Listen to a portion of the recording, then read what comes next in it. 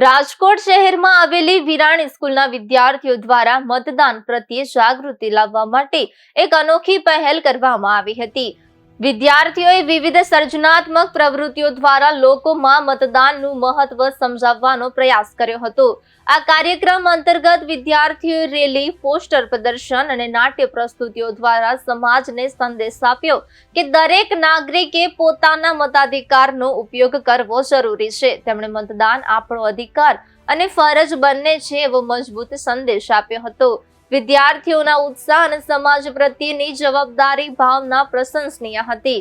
આ પહેલ દ્વારા શહેરના નાગરિકોમાં મતદાન અંગે સકારાત્મક જાગૃતિ ફેલાવવાનો પ્રયાસ કરવામાં આવ્યો હતો।